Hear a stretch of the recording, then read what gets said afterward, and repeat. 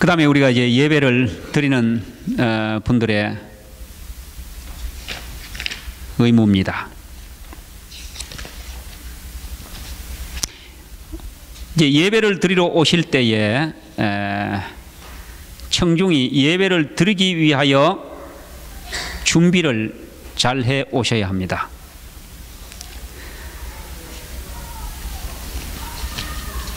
제가 이거 여러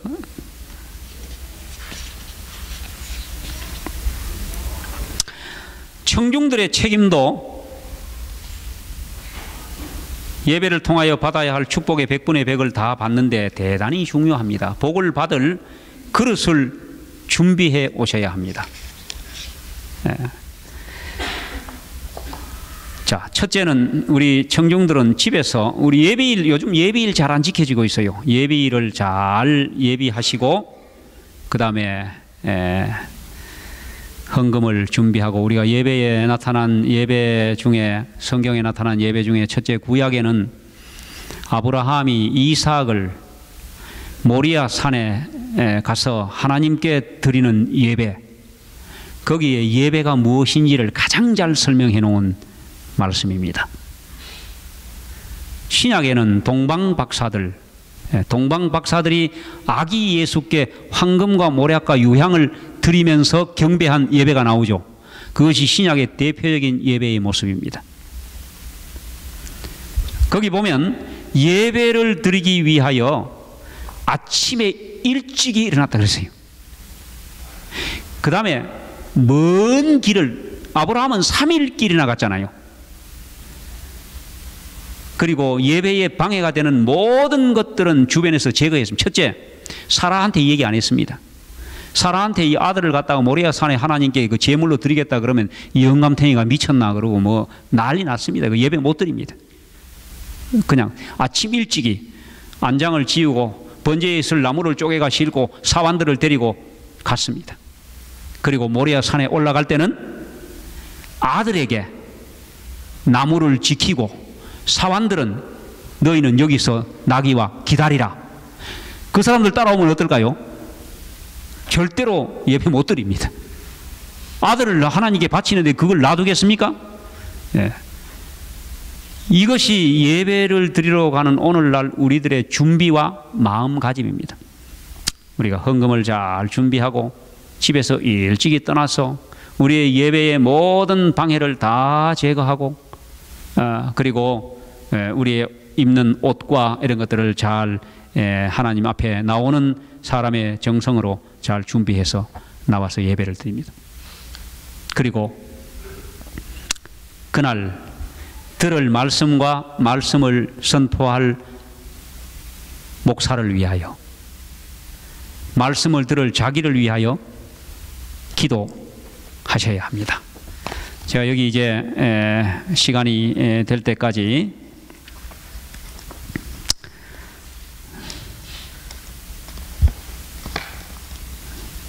구체적인 것은 제가 잘 못하고 전반적인 것만 할 수밖에 없습니다. 예배를 드리러 와서 찬미도 부르고 헌금도 드리고 우리가 기도도 올리고 설교도 듣고 다 하지만은, 그래도 성도들은 능력을, 하나님의 능력을 얻어가는 것은 설교입니다. 설교를 잘 들으셔야 합니다.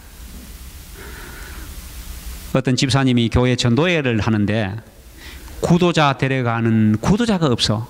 누구를 데려갈까 고민을 하다가 옆 동네 사는 평소에 알고 지내던 젊은 애기 엄마가 이 생각이 나서 그 애기 엄마에게 연락을 했더니 아주 흔쾌히 따라가겠다는 겁니다. 웬일입니까? 애기 엄마를 택시를 타고 전도회에 참석했습니다. 후회했습니다. 바로 전도회에 딱 참석해가지고 전도회 설교를 듣는데 오신 강사 목사님이 주겠다는 소리인지 받겠다는 소리인지 도무지 뭔 말씀을 하시는지 교인들은 다 졸고, 그러니 집사님도 설교의 은혜를 못 받는데 초신자 새로 데려온 이 사람한테 얼마나 부담스럽고 미안하겠습니까? 막 데려온 게 후회스러워. 그래서 막 미안하고, 근데 보니까 뭐 졸지는 않아요. 그 다음 저녁에는 아예 가자 소리도 안 하고, 안 갈 게 뻔하니까 가자 소리도 안 하고, 그냥 나도 오늘 저녁에 교회를 갈까 말까 하고 있는데, 이 새댁이 저녁을 일찍 해먹고 집사님 오늘도 가야죠 하고 온 거요. 아니, 안 갔으면 딱 좋겠는데 막 너무 부담스러운 거예요. 아니, 가면 말씀을 재미있게 잘 들어야 되는데 이 말씀이 형편없어. 어쨌든 가겠다니 또 데리고 갔습니다. 똑같습니다. 일주일 전도회가 끝났어요. 마지막 금요일 저녁에 이제 결심을 호소하는데, 이 애기 엄마가 예수 믿겠다고 일어나가 나가요. 이런 기적이 그 설교를 듣고 침례를 받았습니다. 몇 달이 지나고 침례 받은 사람들이 안실학교 순서를 쓰게 생겼습니다. 이 사람이 나와서 자기는 어떻게 예수를 믿고 침례를 받았는지에 대한 간증을 하는데, 그때서야 이분을 데리고 갔던 집사님의 궁금증이 풀렸습니다. 이렇게 얘기하는 거예요. 저는 아무개 집사님이 교회 가자 그래 정말 가기 싫었는데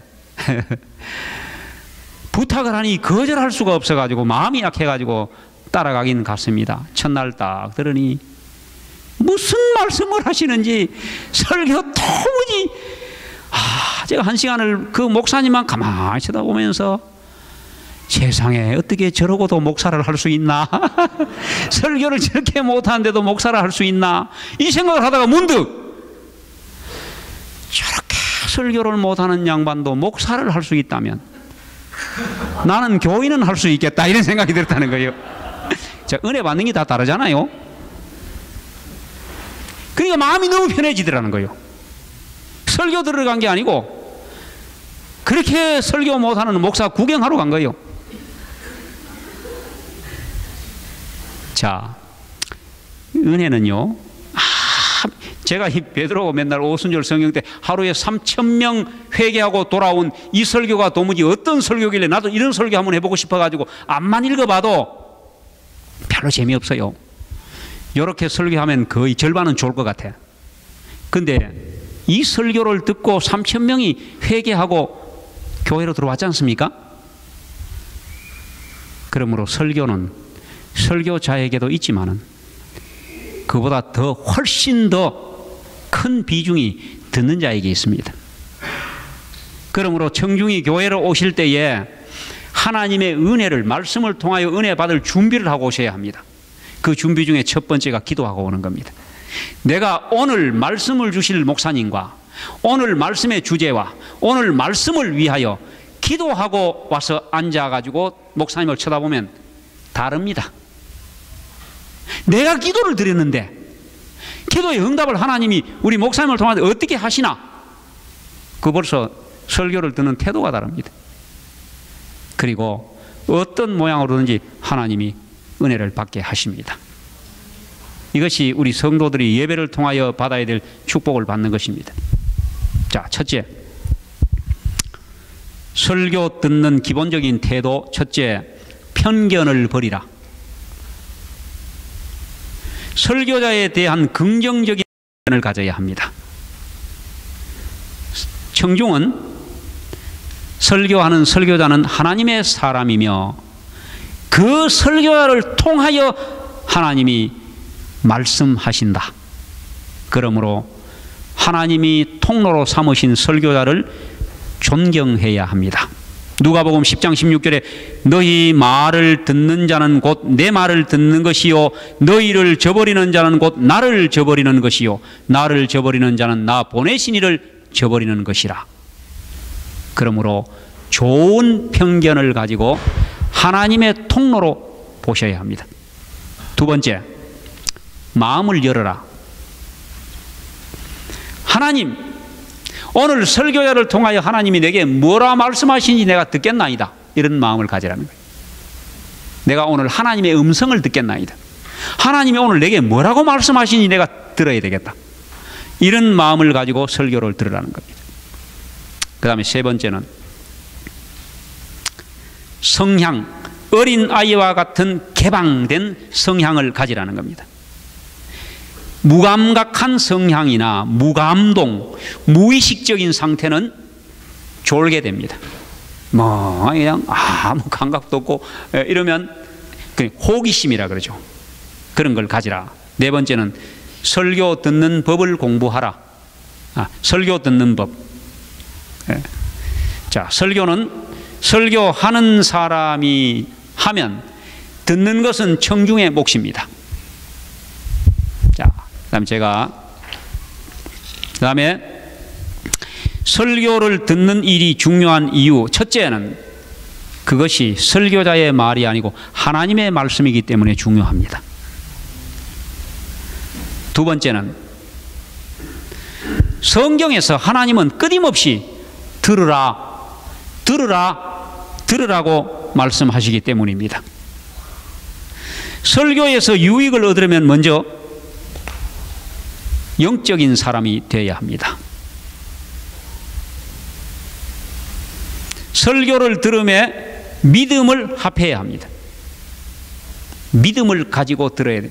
저 설교 말씀이 하나님께로부터 왔고 그 말씀이 뭐라 말씀하시든지 그대로 하겠다는 믿음을 가져야 합니다. 그리고 간단하게 도움이 되는 것들. 첫째, 금요일 저녁부터 안식일 아침까지 잠을 충분히 자라. 금요일 저녁에 할 일이 없지 않습니까? 금요일 저녁에 일찍이 주무시라는 거예요. 잠을 충분히 자라. 두 번째, 교회에 지각하지 말라. 교회에 지각을 하면 벌써 설교 들을 마음이 안 된다는 겁니다. 일찍이 오라는 거예요. 그 다음에 세 번째, 아침을 굶지 마라. 요즘 아이들이 학교 다니는 우리 한국에는 학생들이 아침 식사를 거르는 아이들은 공부를 못한다 그래요. 아침 식사를 잘하고 오는 아이들이 공부를 잘합니다. 그만큼 우리가 굶으면 머리가 맑아지는 줄 알면 그렇지 않습니다. 혈당이 떨어지면 우리가 아침을 일찍 먹고 오면 설교를 들을 시간쯤 되면은 가장 머리가 맑을 때라는 거예요. 아침을 충분히 먹고 오라. 그 다음에 기대를 가지고 오라. 그리고 기도하고 오라. 설교자를 위하여 기도하고 설교 준비를 잘하도록 기도하고 오라. 그 다음에 규칙적으로 교회에 오고 빠지지 마라. 결석하고 들쑥날쑥하면 설교의 은혜가 없다는 것입니다. 여기 부모와 자녀들에게 보내는 교훈 550쪽에 이렇게 썼습니다. 그대들이 흥미 있는 내용의 설교를 들을 때마다 목사가 인용한 중요한 점들을 노트에 기입하여 그 문제를 신중히 복습할 수 있다. 그런 다음 그 문제를 또다시 충분히 연구한 후에 성경 연구의 형식을 따라 설교의 줄거리들을 우리 집회에 참석하지 않는 자들에게 가르칠 수 있을 것이다. 한 번은 제가 우리 교회에서 구역반 예배가 잘 안 돼요. 그래서 안식일날 하라고 그랬습니다. 안식일날 하고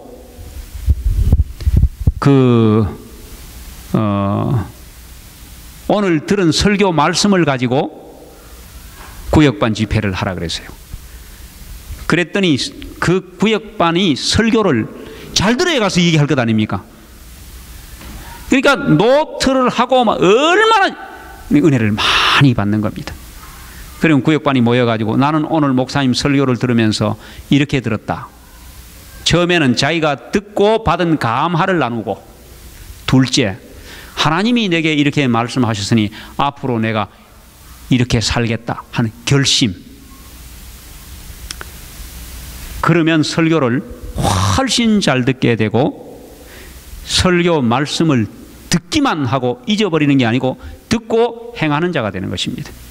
그럼 믿음이 자라고 설교를 통하여 은혜를 훨씬 많이 받습니다.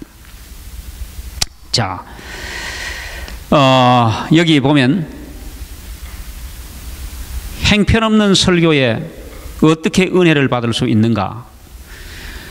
설교자가 설교를 할 때는요, 반드시 뭔가 하고 싶은 내용이 있어요. 그 내용이 무엇인지를 파악하려고 노력하라. 메시지 요약하기입니다. 하나님이 지금 말씀하시고 있고 나라는 사람이 여기 앉아서 하나님의 말씀을 듣고 있다. 하나님이 내보고 뭐하러 가시는가? 지금 무슨 말씀을 하시는가? 이런 뭐라고 말씀하시는지에 대한 내용을 요약하라는 것입니다. 그리고 적극적으로 들으라. 예.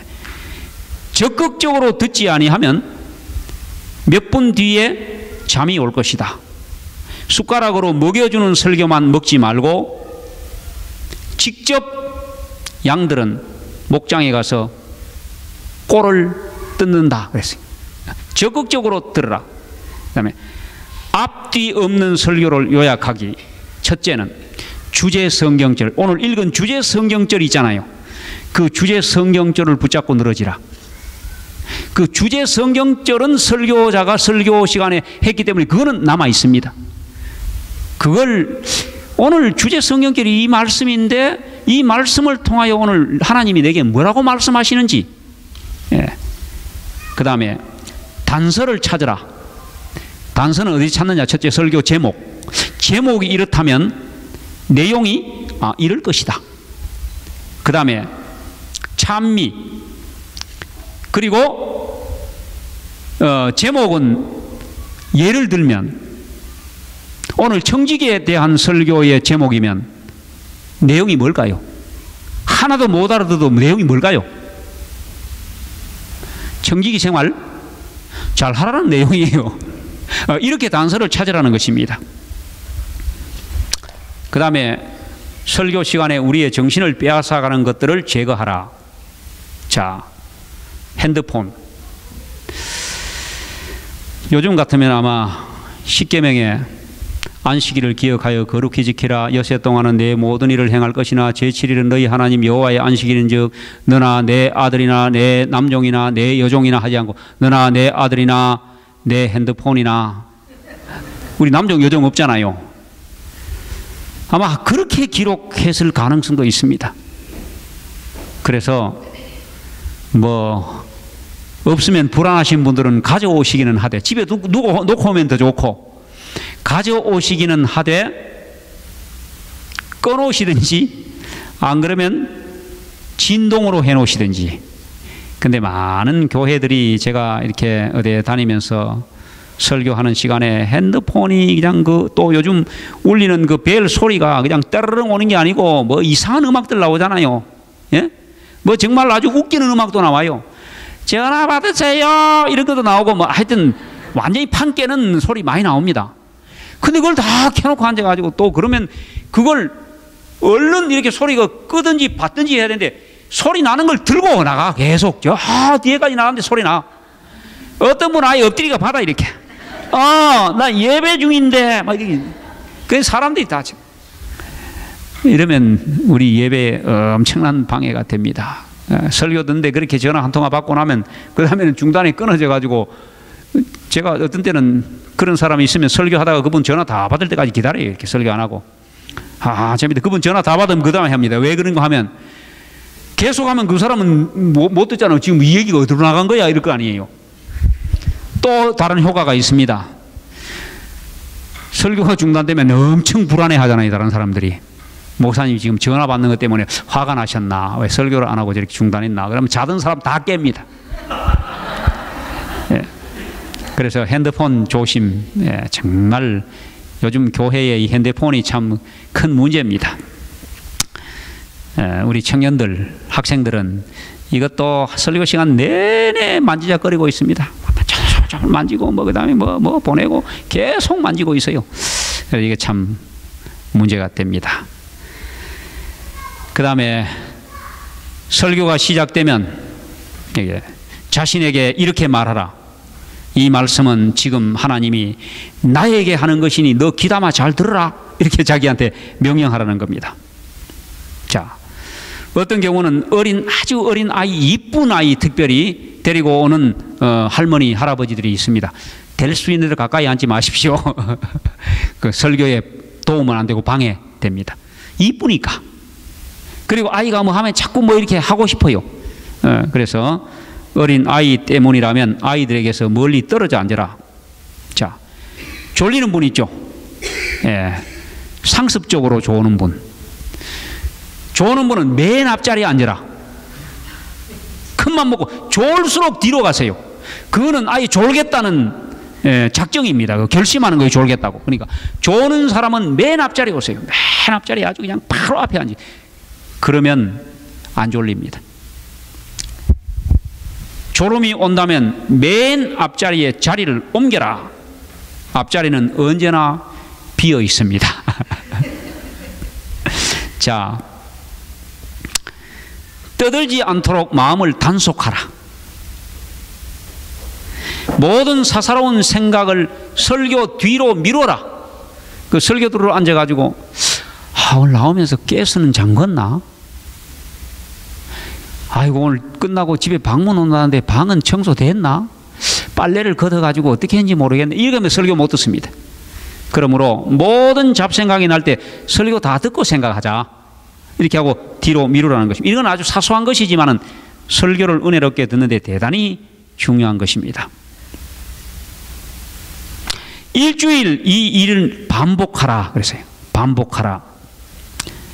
그 다음에 하나님께서 내게 설교를 딱 다 듣고 난 뒤에 오늘 설교를 들어보니 하나님이 내게 무엇을 어떻게 하라고 말씀하셨다. 요약해야 돼. 설교를 듣고 난 뒤에.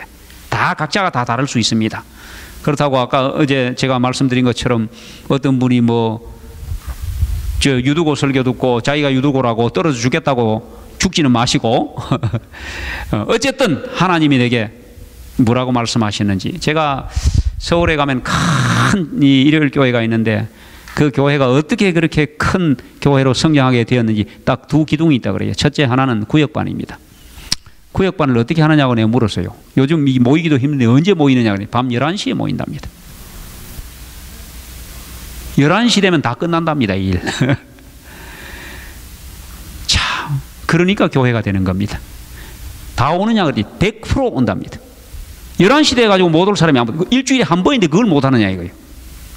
다 모여서 어떻게 드리느냐.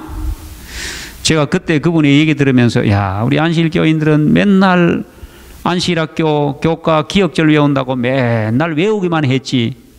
또 13기억절 외운다고 상만 주지. 52기억절 외웠다고 박수치고. 그럼 뭡니까 그 다음에. 근데 이분들은 어떻게 하느냐. 담임 목사가 성경 구절을 하나 준답니다. 매주. 그러면 그 성경 구절이 일주일 내에 묵상하면서 하는 것입니다. 그 구절을 묵상하며 살고는 그리고 구역반에 모여서 자기가 가지고 묵상하며 산 그 말씀에서 받은 감화와 은혜와 이런 것들을 돌아가면서 쭉 나누고 아까 말씀드린 것처럼 제가 그 얘기 듣고 우리 어떤 구역반의 담임 목사 설교를 가지고 그렇게 한번 해보라 그랬는 거예요. 그래서 그 은혜를 쭉 나누고 그 다음에 그 말씀을 통하여 자기가 하나님이 내게 이렇게 말씀하셨기 때문에 나는 앞으로 이렇게 살겠다 하는 결심을 하는 거예요. 말라기 3장에 어떤 말씀을 줬습니다. 11조. 내가 사실은 11조를 그동안 안 드렸는데 이럴 교인들이 11조 잘 안 드린 사람들도 있는 모양이에요. 안 드렸는데 내가 이 말씀을 쭉 묵상하면서 하나님의 것을 참 도둑질 많이 했다. 이런 생각이 앞으로 내가 11조 잘 드리기로 결심했습니다. 이렇게 하는 거예요. 그것이 이 사람들의 신앙이 발전하고 성장하는 아주 중요한 그러니까 구역반이라는 우리는 기억절만 외웠지. 그 다음에 뭡니까? 기억절을 외우는 거 그거는요. 제가 옛날에 성경에 유명한 장 13장 있잖아요. 사랑장, 고린전서 13장 그리고 출애굽기 20장, 십계명장 일주일 만에 다 외웠어요. 한 달 만에 다 잊어버리더만. 그때 우리가 그 성경의 유명한 장들 13장 안실학교 교과 공부 나왔어요. 금방 외웠어요. 근데 한 달 지나니까 다 잊어버려요. 그 다음에 뭡니까? 저 엄청난 걸 외웠다. 그것만 남고 아무것도 없어요. 생활에 변화가 없습니다. 그래서 우리가 설교를 들을 때에 하나님께서 내게 지금 뭐라고 말씀하셨다 하는 걸 항상 설교 끝나고 난 뒤에 요약하는 습관을 가져야 그 설교 말씀이 내 삶을 변화시킵니다. 그게 축복이 되는 것입니다. 그 다음에 환경적인 방해 요인을 없애라. 아까 말씀드린 것처럼 실내 온도가 너무 춥다, 너무 덥다, 그 다음에 또 뭐 어디 아까 삐뚤어진 벽시계, 그 다음에 시끄러운 에어컨 소리, 그 다음에 이 교회는 앞으로 이 음향기기에는 아낌없이 투자를 해야 합니다. 이 음향기기가 이게 좋아야 설교 듣기가 훨씬 편하고 수월합니다. 어떤 교회에 가서 제가 설교해 보면 이 마이크가 저 골목에 배추장사 마이크야. 동네에 그 이장들이 종래 주민 여러분 뭐 이렇게 하고 광고한 그런 마이크면 막 절대 은혜 없습니다. 설교가 그렇게 하고 그냥 교회에 지내는 거예요. 뭐 늘 들으니까.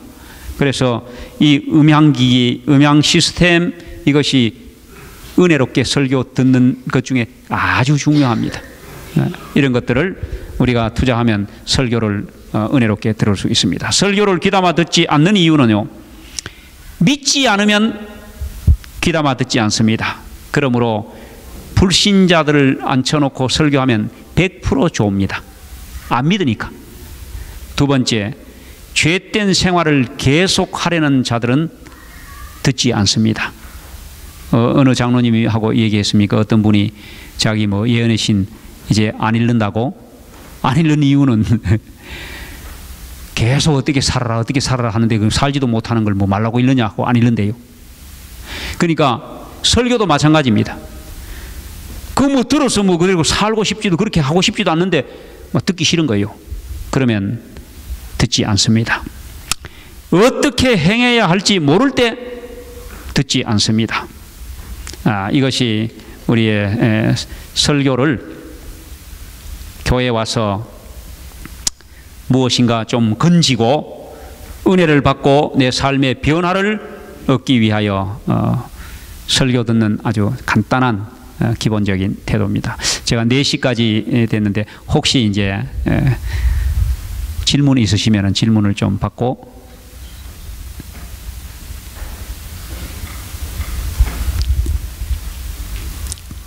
질문 있으십니까?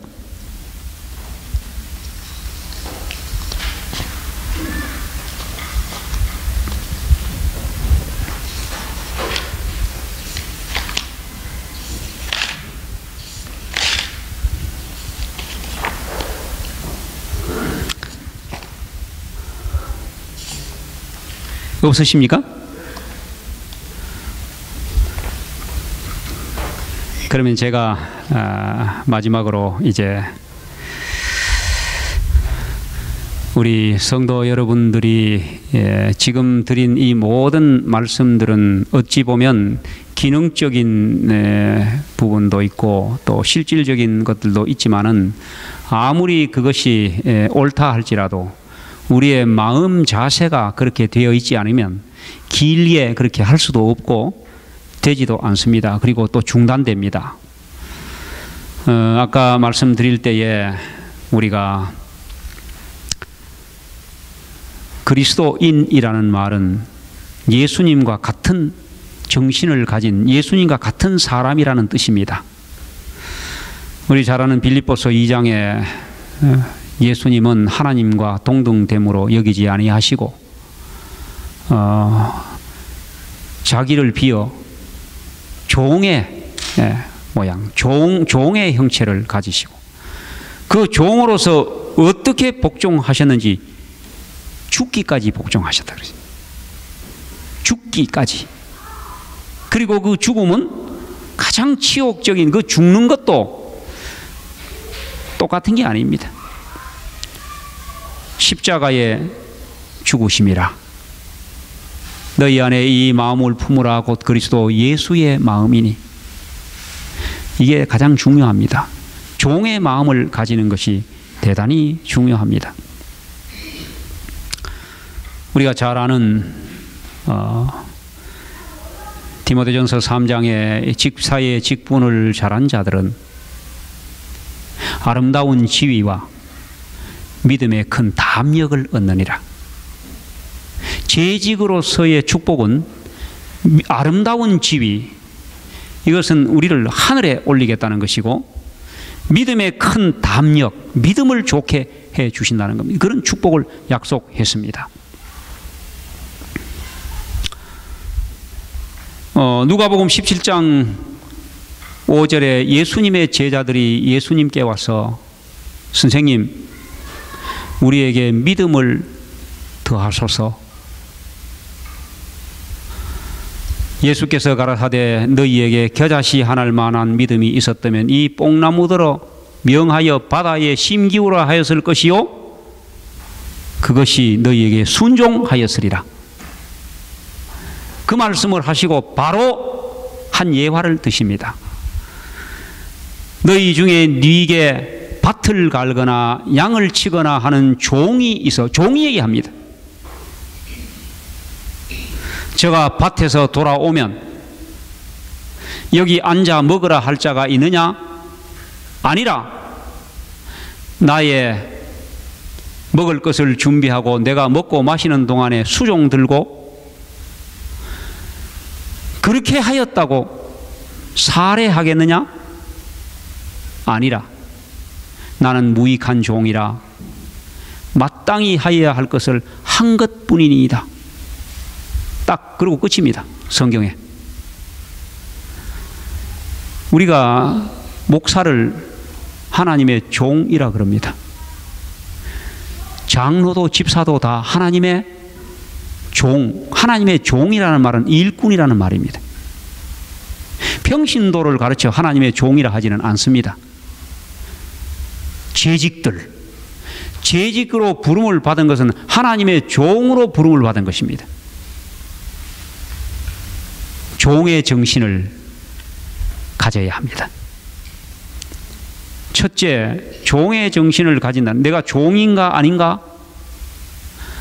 종은 여기에 네게 밭을 갈거나 양을 치거나 하는 종이 있어 저가 밭에서 돌아오면 종은 첫째 밭을 갈거나 양을 치거나 오늘 저는 양 치고 싶습니다. 아니 저는 오늘 양 치기 싫은데요. 너는 밭 갈겠습니다. 이건 종이 아닙니다.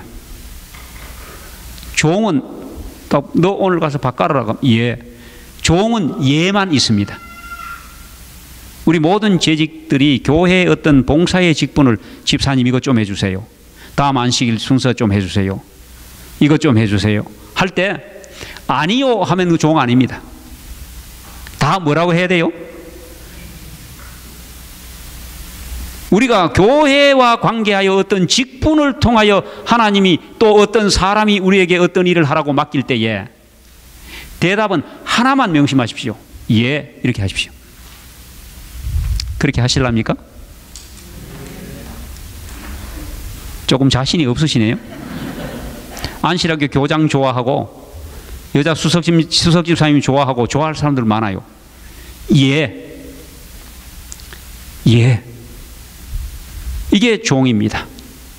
근데 교회에 가끔 제가 어느 교회에 가면 하나님의 종을 우리 교회에 보내주셔서 이렇게 하는데 제가 그냥 우스갯소리로 장로님 앞으로 기도하실 때에 그 종 이렇게 하면은 그건 종 아닙니다. 또 어떤 분은 조금 조심스럽게 하나님의 큰 종, 또 연세 많은 분은 하나님의 노종, 네, 또 종님 이렇게 얘기해요. 그래서 제가 진짜 종이 되려면 뒤에 님자가 아니고 놈자를 붙여야 돼. 하나님의 부리는 종놈을 이곳에 보내주셔서 감사합니다. 이래야 제대로 실감나는 기도입니다. 그렇게 기도하면 한번 그렇게 기도할 필요가 있어요. 제가 한 번도 그럴 기회가 없어서 못 해봤는데 제가 어떻게 찬미 부를 때는 예배 첫 찬미를 장례식 태양빛보다 더 밝은 그걸 되겠더니 사람 더 이 찬미 부르는 거 맞나 지금 이거? 근데 가사 얼마나 좋습니까 그거? 근데 장례식에만 맨날 부르니까 그거 부르면 무슨 초상난 줄 알아? 그 우리 선입관이에요. 근데 왜 종이라고 그러는 놈자는 왜 못 붙입니까? 본래 종은 사실은 뒤에 놈자가 붙어야 어울리는 거예요 그게. 정말로 종이면 선택권 없습니다. 하라 하면 이번 안식일에 하라. 그러면 예. 이번 안식일은 안 되고 다음 안식일에 해야 되는데 이 종 아닙니다 벌써. 종이 하라면 하는 거지. 제가 집에서 숙소에서 예배드릴 때 잠깐 말씀드렸지만 가나의 혼인잔치에 물로 가지고 포도주 만들 때에 그 큰 기적을 일으키는데 1등 공신은 종들입니다. 그들이 자기들이 종이라는 종의 신분을 너무도 잘 알았기 때문에 뭐라 말씀하시든지 그대로 하라. 마리아가 이렇게 할 때 뭐라 말씀하시든지 그대로 한 것입니다. 물 떠다가 여기 도랑아리 6 갖다 채우라. 잔치하다 말고 바빠 죽겠는데 피곤해 죽겠는데 잔치하고 아무 상관도 없는 이거 뭐한 짓이에요 이게 지금? 이거 우리 왜 해야 됩니까? 아마 종 아닌 사람들에게 시켰으면 이루어지지도 않고 하려고 하지도 않습니다. 그런데 그들이 종이기 때문에 종은 뭐 시키면 시킨 대로 하는 거예요. 예? 뭐라 말씀하시는지 그대로 하라. 다 채웠어요. 이제는 떠다 연회장에 갖다 주라. 예? 갖다 줬어요. 그랬더니 물이 포도주로 변하는 기적이 일어난 것입니다. 그 엄청난 기적의 1등 공신은 종들입니다. 교회의 기적이 무엇입니까?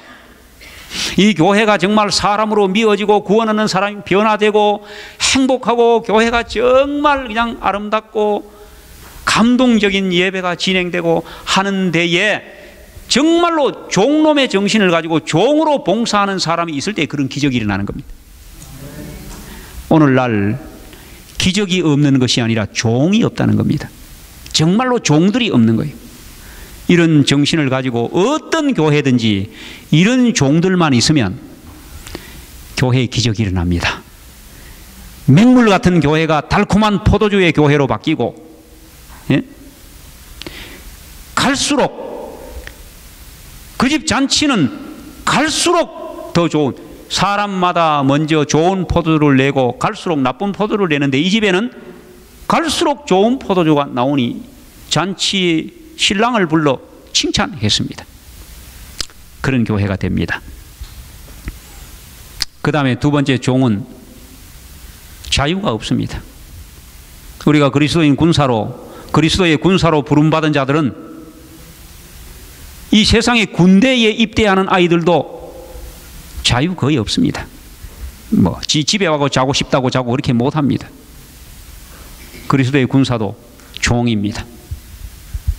그 다음에 여기 성경에 이렇게 하였다고 해서 정말 주인을 위하여 헌신 봉사 종으로서의 모든 꾸준한 일을 다 하였다고 해서 살해하겠느냐 그랬습니다. 살해하겠느냐? 요즘 교회가요, 한국의 교회들은 살해를 안 하면 일을 안 합니다. 그 사례 중에는 돈으로 하는 사례도 있습니다. 피아노 반주자 돈 줘야 되고, 찬양대 지휘자 돈 줘야 되고, 여집사들 1년 동안 수고했다고 돈 몇백만 원 들여가 단풍 구경 갔다 와야 되고, 교회 재무들 뭐 수고했다고 또 뭐 저녁에 연말 되면 식사해야 되고, 장로회 가는데 뭐 좀 보태달라 그래가지고 또 돈 줘야 되고, 오늘날 이것이 교회입니다. 살해하겠느냐? 종들이 아니기 때문입니다. 종은 소유권이 없습니다. 자기께 아무것도 없어. 자식도 주인 거고, 종은 자기께 아무것도 없는 겁니다. 다 주인 거예요. 거기서 자기가 뭐 살해금을 받아도 지 몸뚱이가 다 주인 건데 받은 돈 누구 겁니까 이게? 아무리 많이 받아도 다 주인 거예요 그게. 그게 받을 필요도 없고 이유도 없어. 살해하겠느냐? 아니라. 교회 우리가 직분을 가지고 일을 할 때에 맥 빠지고 하기 싫어질 때가 언젠가. 정말로 힘들게 했는데 알아주지 않고, 알아주지 않는 것만 해도 괜찮아요. 좋은 소리 못 듣고 그러면 막 하기 싫어져요. 종이 아니에요.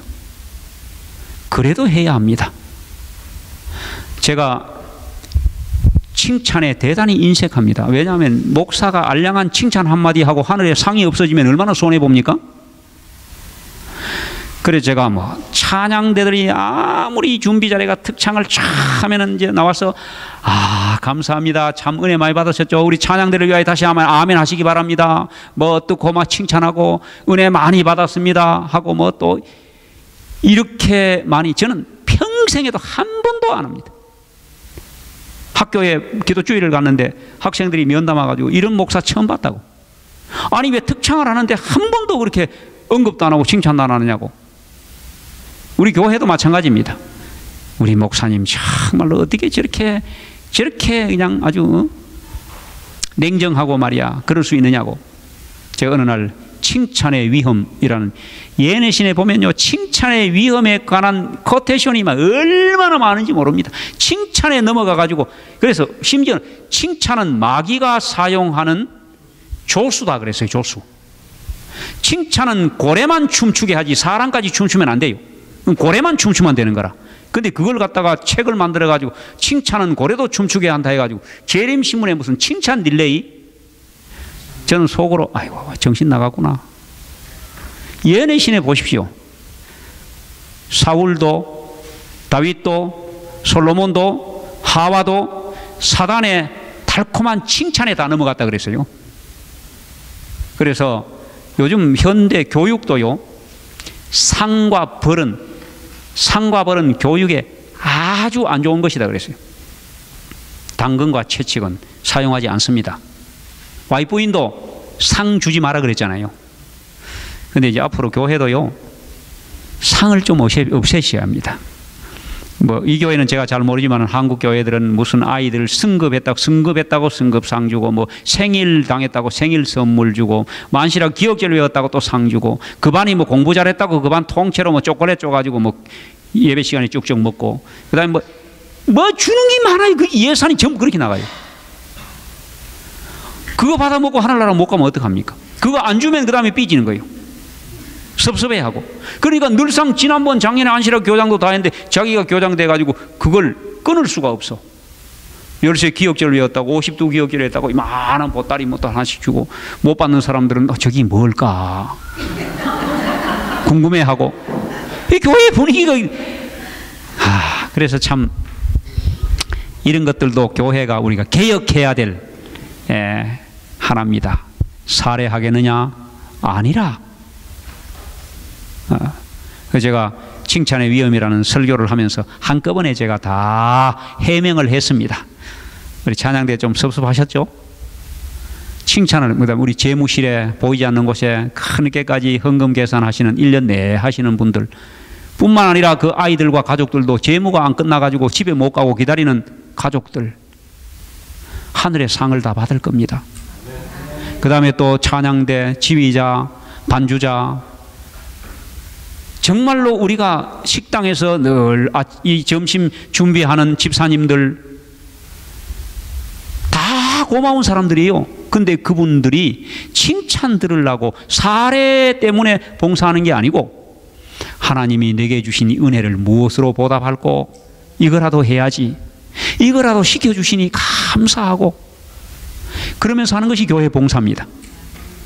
그러니까 종의 정신을 가지고 칭찬이 없다 할지라도, 인정이 없고 알아주지도 않고 오히려 뭐 그러기는커녕 좋은 말 못 듣고 끝나고 난 뒤에 뭐 뒤에 구설수나 있고 내가 그런 말 듣느니 차라리 안 해버리겠다, 이러면 종이 아닙니다.